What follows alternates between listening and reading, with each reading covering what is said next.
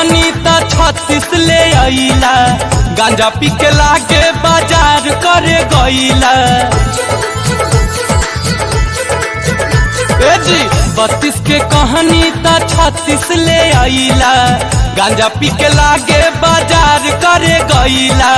खोले खातिर हुक हुआ गईला राजा, चोली के साइज चोली के साइज चोली के साइज कैसे भुला गईला राजा, चोली के साइज कैसे भुला गईला राजा।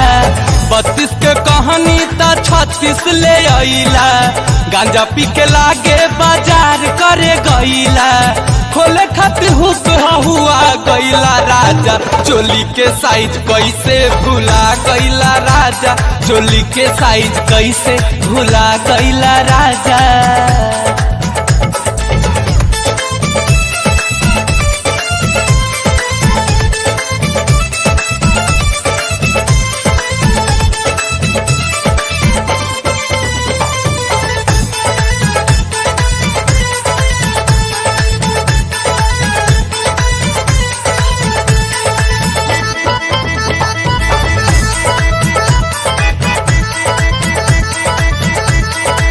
डीजे संजन मधेपुरा।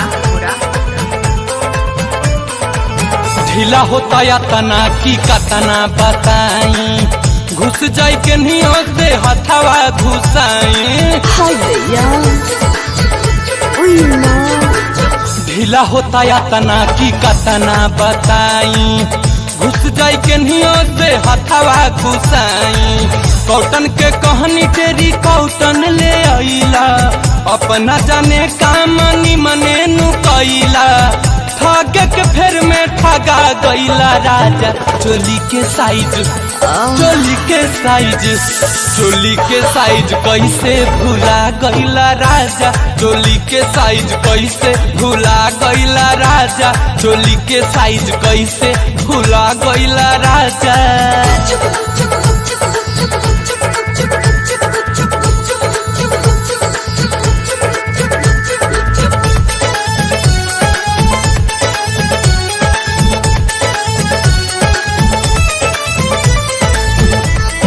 डीजे संजन मधेपुरा। लागत ऐसन कबो ले न बानी, केहुओ के किनके कुछो दे ले न बानी। लागत ऐसन कबो ले न बानी, केहुओ के किनके कुछो दे ले न बानी। बुद्धू गवार वाला काम तू ता कइला, ई कैसे हो गइल घरे आके जिहइला। झूठा दुकानदार में पे गुस्सा गइला राजा, चोली के साइज चोली के साइज चोली के साइज कैसे भुला गईला राजा, चोली के साइज कैसे भुला गईला राजा, चोली के साइज कैसे भुला गईला राजा।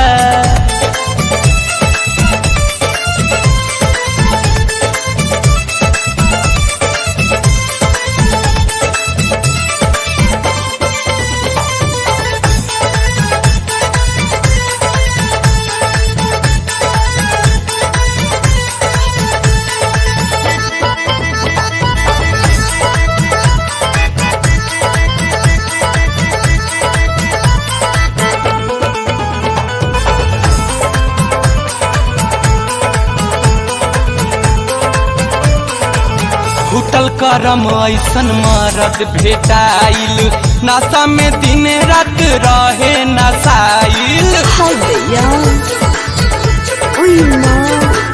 फुटल करम ऐसन मरद भेटाइल, नशा में दिन रात रहे नशाइल। नइखे बुझात हुक कहवा फसाई, लागे ना हमसे लगा के देखाई। पियाला में दारू जहुआ गईला राजा, चोली के साइज चोली के साइज चोली के साइज कैसे भुला गईला राजा, चोली के साइज कैसे भुला गईला राजा, चोली के साइज कैसे भुला गईला राजा।